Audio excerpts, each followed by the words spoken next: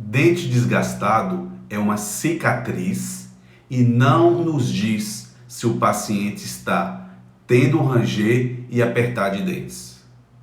É normal os dentes irem desgastando durante a vida. Quando observamos dentes desgastados mais do que normal, devemos avaliar se esse desgaste está sendo maior agora ou ocorreu quando o paciente era mais jovem. Havendo um desgaste excessivo no momento, o próximo passo é identificar a causa, que pode ser o bruxismo ou até outros fatores como maloclusão e refluxo estomacal.